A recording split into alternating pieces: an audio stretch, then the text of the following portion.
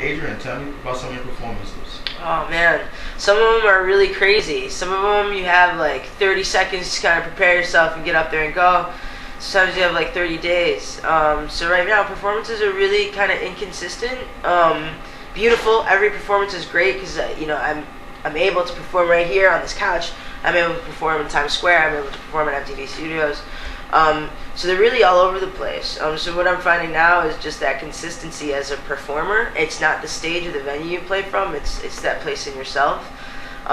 So that's kind of where I'm at with performer right now. I don't know, where you want me to go with that question. But when I hear performance and performing, that's where I am at with it currently. What is your most memorable performance? What thing happened during a performance?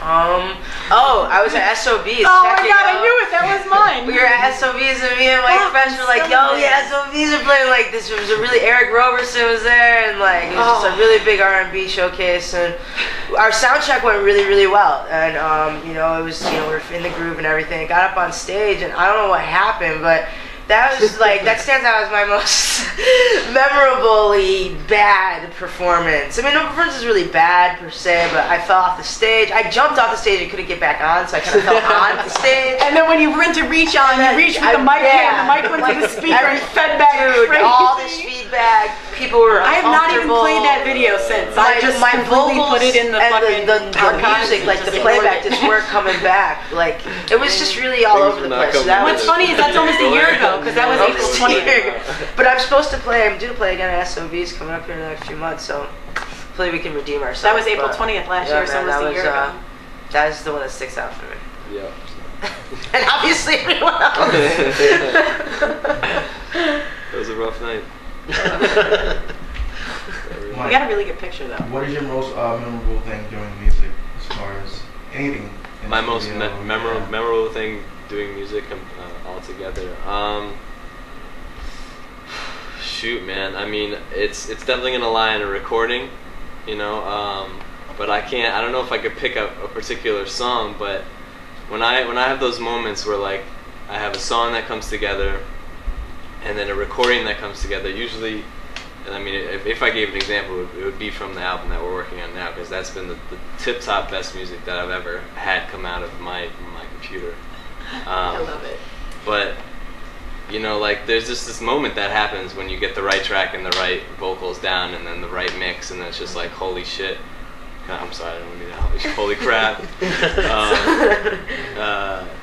Like this is a real song, like this happened. So like those moments are definitely the peaks for me. So how long does it take you to make the instruments to produce that track? Well, it really varies, it could be something that takes a week to make, or like for example a song that I just made, it was like 3 days I was working and nothing was coming out, and then the next day within 3 hours everything came out. So it was like the beat really took 3 hours, but it was like over 4 days, you know what I mean? So it really varies. It could be anywhere, a week to 5 minutes or whatever. What is your inspiration for writing? My inspiration for writing, I would say growing up in a family, if you sit at the table, you're gonna hear stories, and I'll say, no, for real. Awesome. No, but for real, my grandfather, when he passed away, I realized he told a lot of stories that weren't written down and they weren't ever recorded. So I started writing his stories down, and then I started writing my own stories, and then I started making up stories, and then I realized my love for film, and I started just writing screenplays and studying screenplays and how they're structured and all that. And I just love the emotions that somebody can get from a story, like if you're watching a film and you just break out in tears and then the next moment you're smiling, it's just it's an amazing experience because you can learn, you can be frightened, thus cautious towards life, so that's my inspiration for writing. And you work with some big names, with Jill Scott, Pharoah Monch, I believe. Mm-hmm. Tell us about that.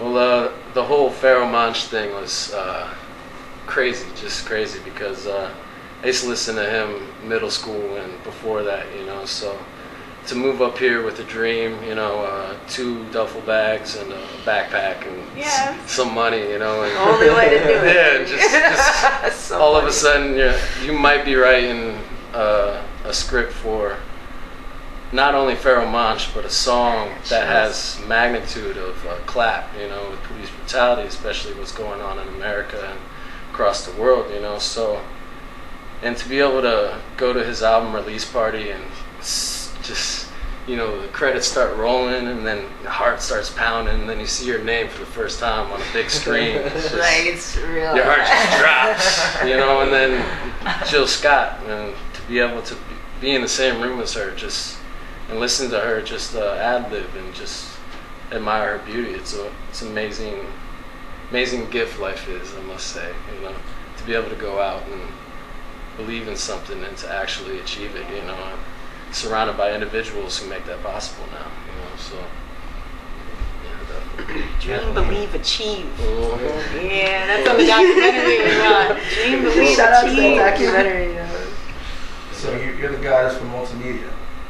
I suppose. Mm-hmm. I Well, do a little of. historical archives, let's say. She has. I collect. She's a collector. I of collect. moments. Collector of moments. I like to collect moments. I like to collect moments that, people aren't looking at me. That's my most fun moments.